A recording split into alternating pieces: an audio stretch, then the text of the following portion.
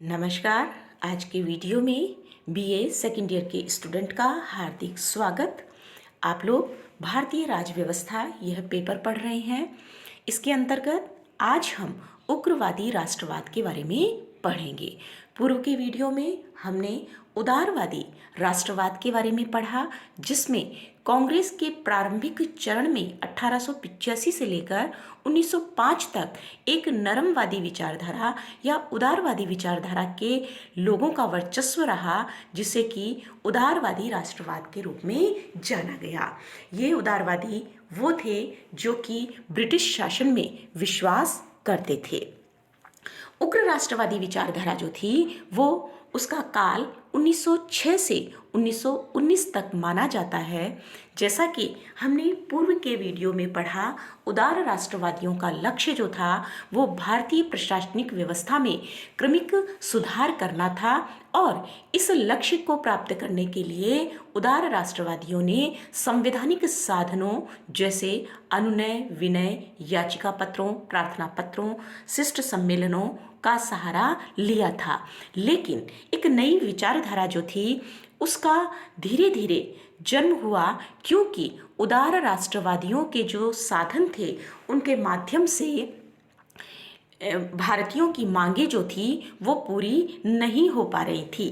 धीरे धीरे एक वर्ग जो था वो सामने आया और उनके अंदर पूर्ण स्वतंत्रता की मांग जो थी वो जन्म लेने लगी। और इस पूर्ण स्वतंत्रता की मांग को प्राप्त करने के लिए जिस विचारधारा का जन्म हुआ उसे ही उग्र राष्ट्रीयता की विचारधारा के नाम से जाना जाता है।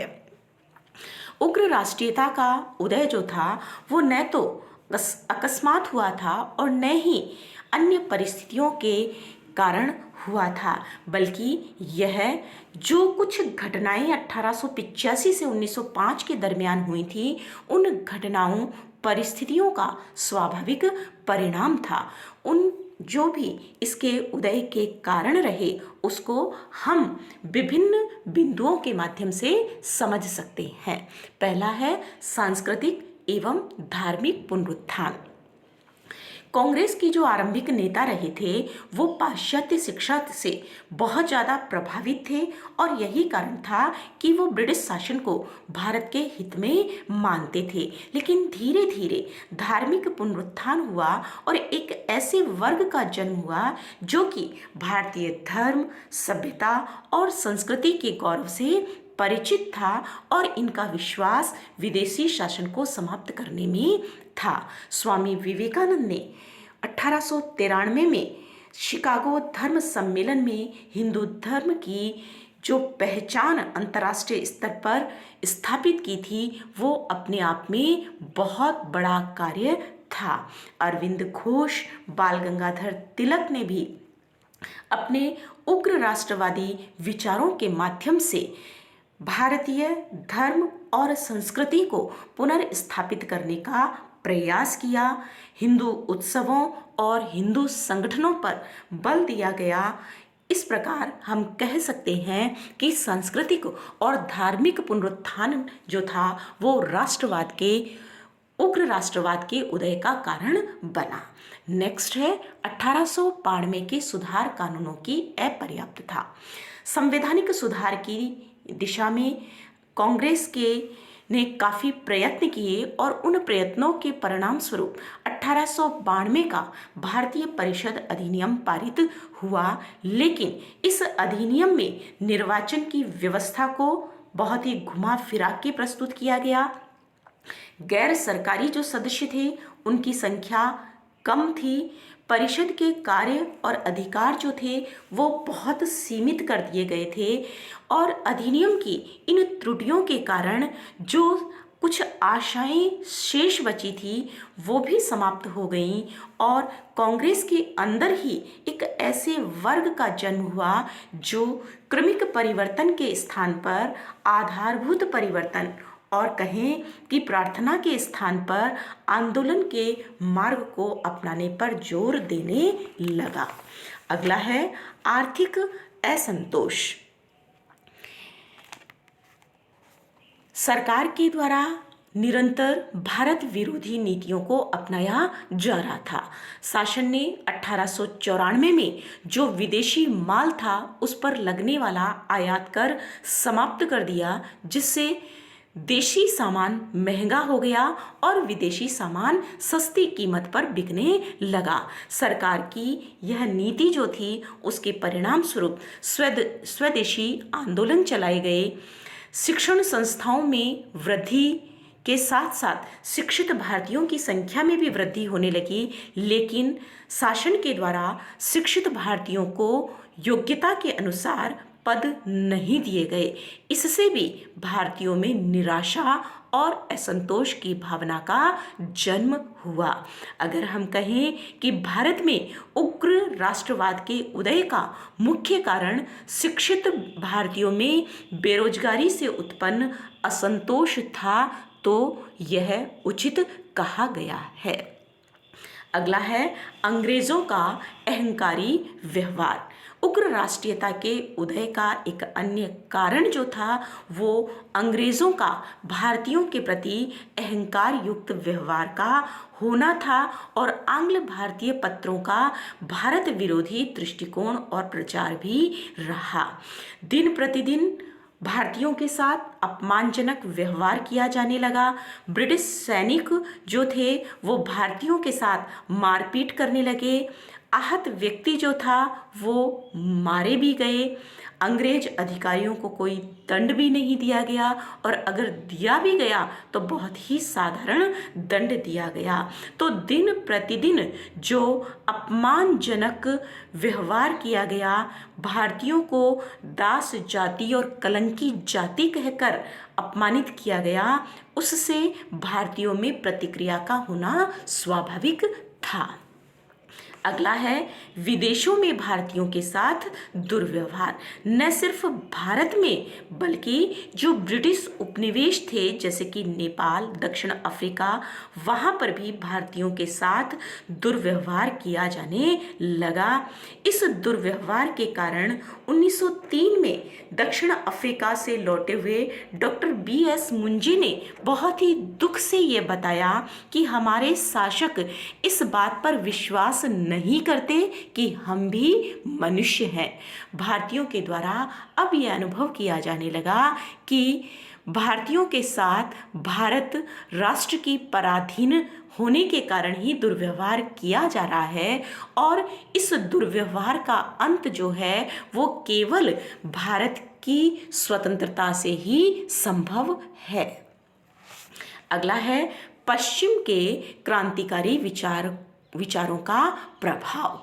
जब भारतीयों ने अंग्रेजी भाषा, पाश्चात्य शिक्षा पद्धति का अध्ययन किया तो वे मैजिनी, वर्क, गैरीबाल्डी और वाशिंगटन के द्वारा स्वतंत्रता के किए गए प्रयासों के लिए जो भाषण थे उनके संपर्क में आए, उनका अध्ययन किया।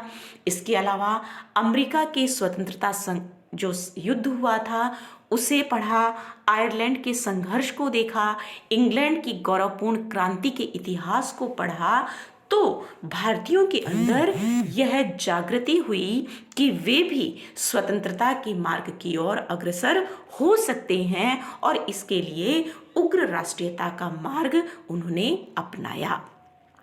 नेक्स्ट है प्राकृतिक प्रकोप।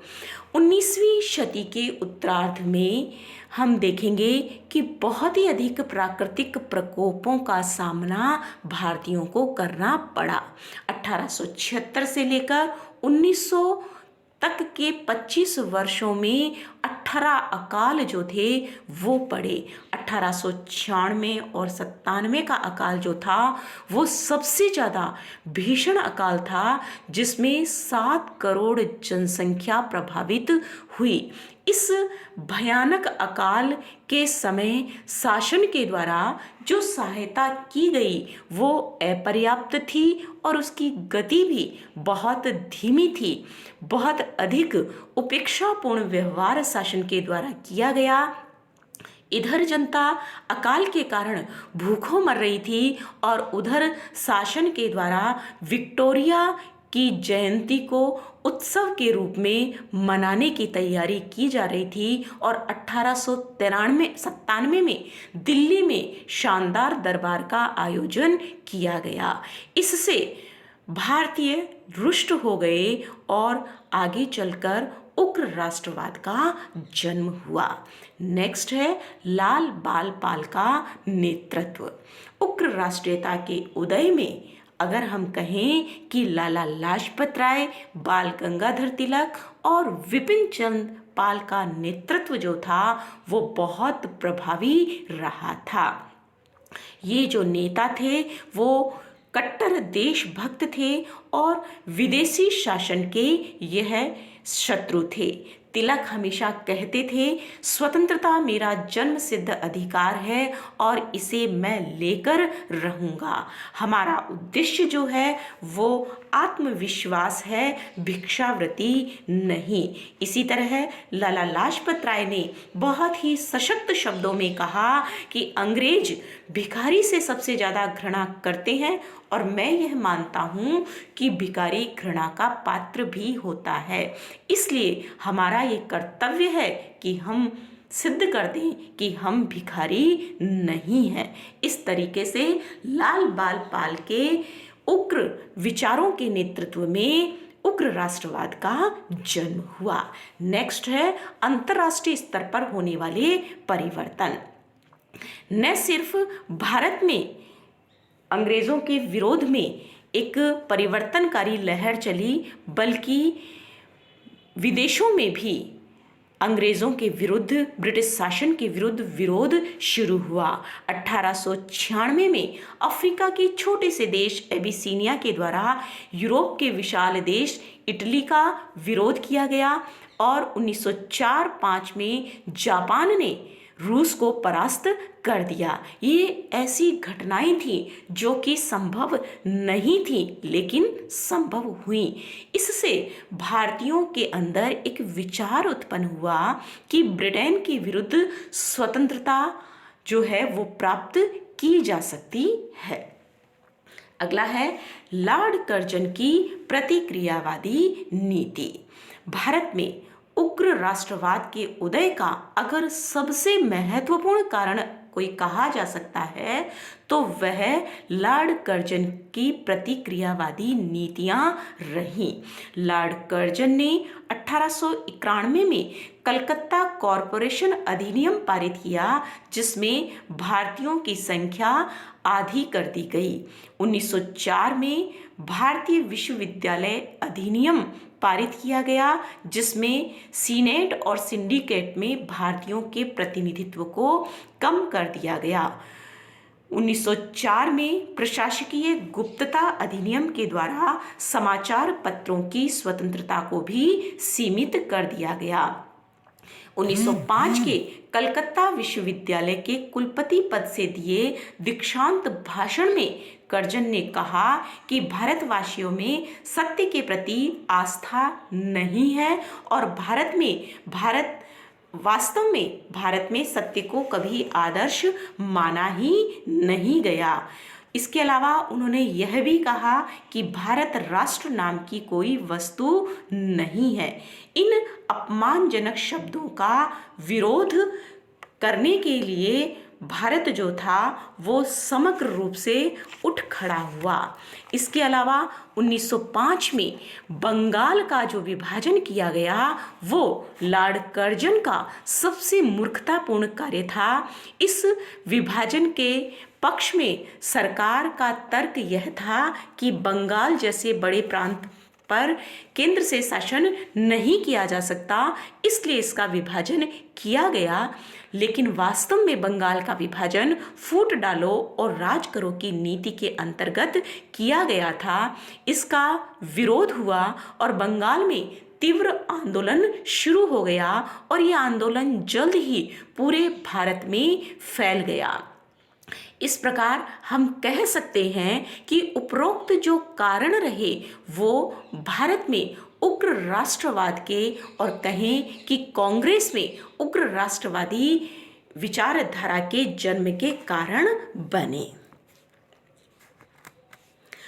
उग्र राष्ट्रवादी आंदोलन का अगर हम मूल्यांकन करें तो हम पाते हैं कि भारत के राष्ट्रीय आंदोलन पर एक स्वस्थ प्रभाव जो था वो इस आंदोलन के परिणाम स्वरूप पड़ा, क्योंकि अब तक जो विचारधारा रही कांग्रेस की वो नरमपंथी विचारधारा रही, संवैधानिक साधनों में विश्वास की रही, अनुनय विनय याचिका पत्रों के माध्यम से अपनी मांग को मनवाने की रही, जिसका कोई स्पष्ट और सही परिणाम नहीं निकल सका। तो लोगों के मन में हीनता की भावना प्रवेश करने लग गई।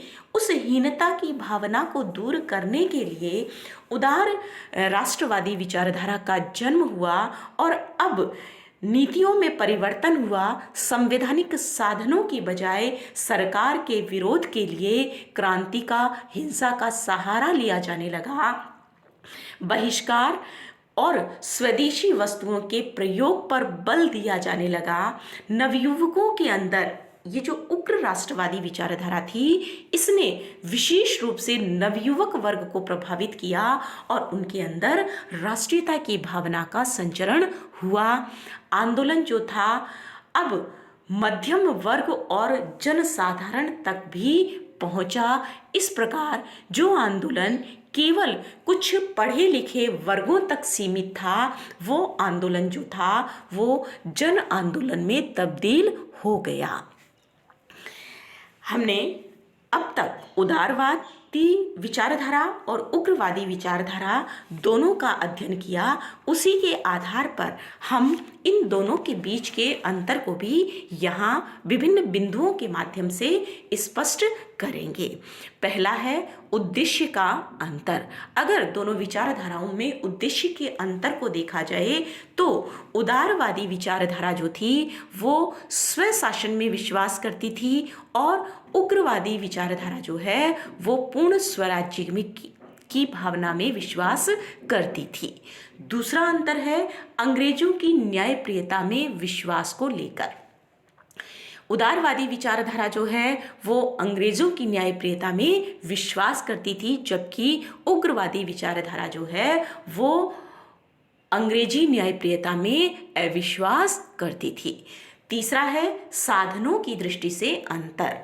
उदारवादी विचारधारा संवैधानिक साधनों में विश्वास करते थे और उग्रवादी विचारधारा जो है वो असंवैधानिक साधनों में विश्वास करते थे, यानी पूर्ण स्वतंत्रता के लिए वो हिंसा और क्रांति को भी मान्यता देते थे। अगला और अंतिम है उदारवादी विचारधारा जो थी वो पश्चिमी सभ्यता व संस्कृति से प्रभावित विचारधारा थी, जबकि उग्रवादी विचारधारा जो है वो हिंदू धर्म, सभ्यता और संस्कृति से प्रभावित विचारधारा कही जा सकती है। इस प्रकार दोनों के मध्य हमने अंतर को स्पष्ट किया, लेकिन हम ये कह सकते हैं कि दोनों ही विचारधारा के लोग जो थे वो सच्चे देशभक्त थे। इस दृष्टि से वो एक दूसरे के विरोधी नहीं बल्कि पूरक थे। विचारधाराओं में भले ही अंतर था, लेकिन दृष्टिकोण जो था वो दोनों का ही भारतीय विचारधारा के प्रति समर्पित रहा था।